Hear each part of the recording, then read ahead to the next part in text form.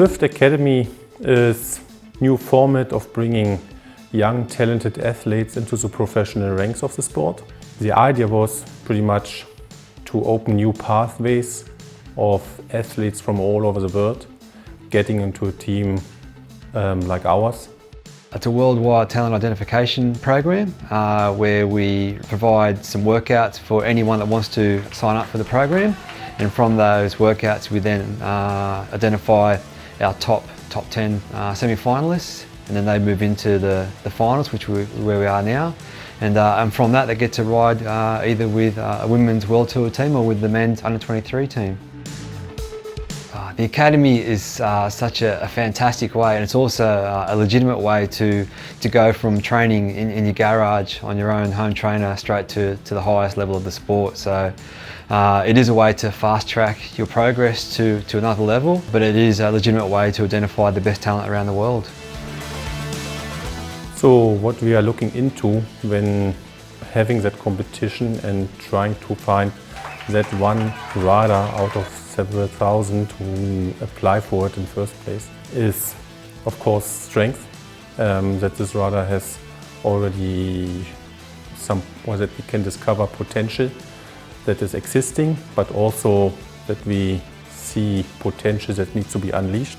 So we know what the standards are of a pro rider, so we look at all the norms of data and we know what the level required to perform at that racing is. So our initial sessions identify the riders that can perform at that level, and then if they can achieve that level, they then move on to the next round from there. But really it's about identifying the top riders that can perform at the highest level of the sport. For us it's very important that we find a good personality as well, because we need to remember that we try to find one rider that has a very short entry time frame into a team like ours, where other riders need to build over the junior ranks and under 23 level developing, while the riders who are coming through the academy program, they are pretty much unknown. But thanks to modern technology, we can see what the numbers are, the power output. What we cannot see is what are the technical skills, how are the bike handling abilities, who is that person overall. And that's why we have those finals.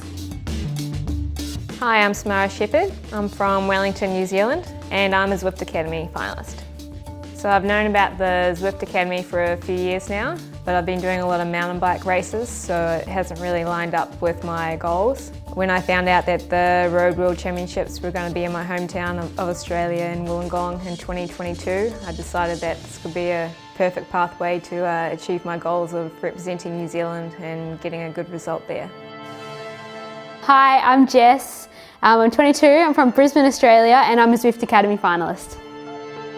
I heard about it a few years ago, but it was probably at Tour Down Under in 2018. I was down there riding and I met Leah and Tanya and got to ride with them a little bit, and they told me a bit about their stories and that sort of thing, and so it sort of sparked a bit of an interest. This year, I thought it would be a good opportunity to give it a shot.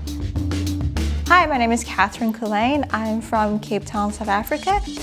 In the cycling world, to get a World Tour contract is a very, very difficult task to get done. So when I heard about it, I was like, is this for real? And then in 2017, I couldn't do it because I had an injury. But in 2018, I entered. I got top 10, but then I got food poisoning at the start of it. So it was just an uphill battle every day. Heartbroken I didn't make it, but got the courage and tried again this year. So what we're looking for in the Zwift Academy is, to begin with, the sessions allow us to fill out an athlete's power duration curve. So the power duration curve is from 1 second all the way out to, could be up to an hour or above. And the workouts that we prescribe allow us to collect their data from. We look at the power durations of 10 seconds, 1 minute, 4 minutes and 10 minutes. And from those power durations, again, we know what level a good athlete at this level is able to achieve.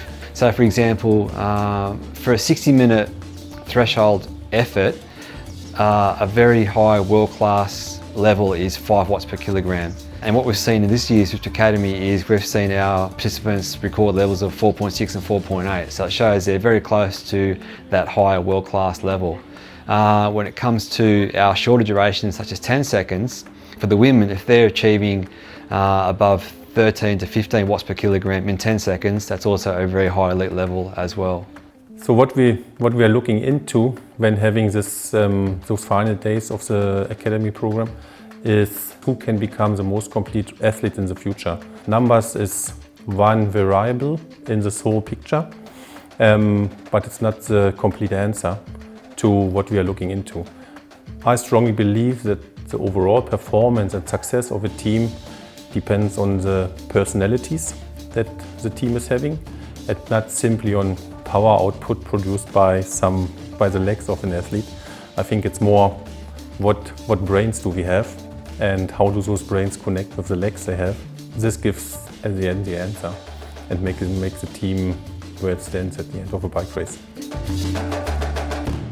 When Zwift Academy started this year, the first round was more for the benefit for training. I wanted to use the first round to get some good sessions, some good quality sessions under the belt for my goals on the mountain bike circuit.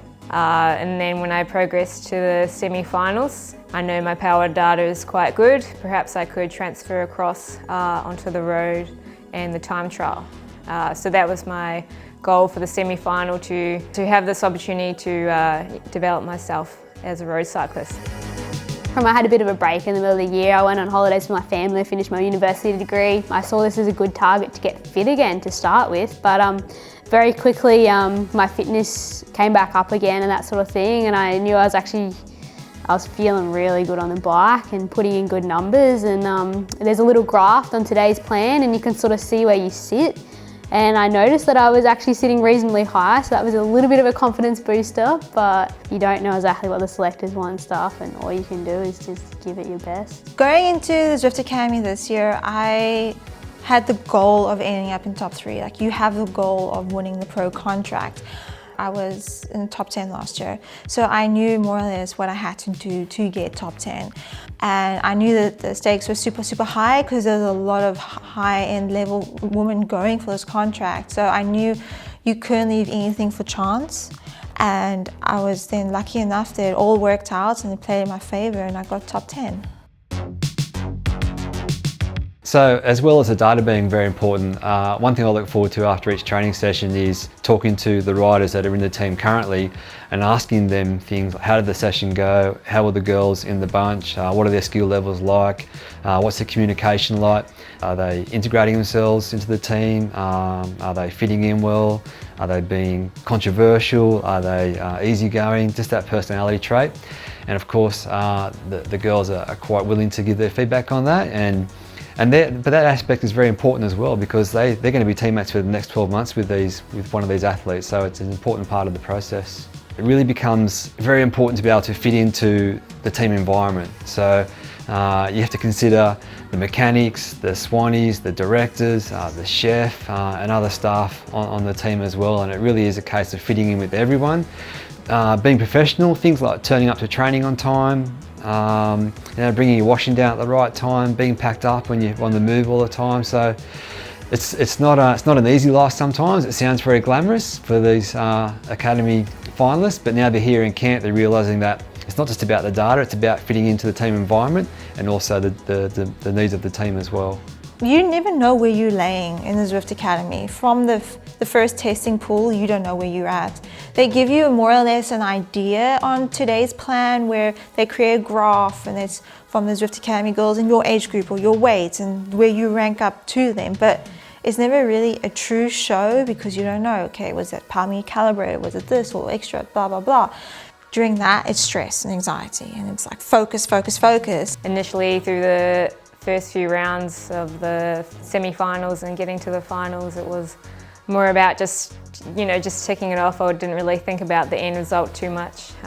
Then arriving here, it was quite exciting to see everyone and see what it was like to be part of the team. And then now that we're one day out from finding the final result, it's quite nerve-wracking, to be honest. You can't really think. There's definitely some highs and lows because I think we all want this so much, and every move's being judged by the riders, so you do sort of second guess what you're doing every now and then, but ultimately I'm just trying to be relaxed, be myself, and that's all I can really do, give it my best, and yeah, we'll see what happens when we find out. You do your sessions and you're like, did I do it good enough? Did I give everything? Did they see the best side of me? Is everyone getting to know me in 4 days to make this big life-changing decision for me?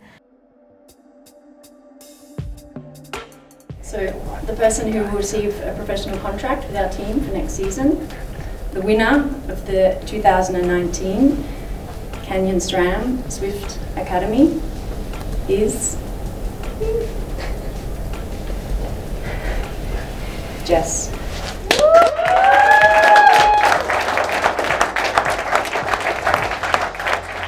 The winner from this year, Jess Pratt, a deserving winner, but it was extremely close, so full commendation to the runners-up. Very close competition, and it really does show that over 4 years now, the Zwift Academy is just really progressing quite amazingly, and it's producing world-class athletes.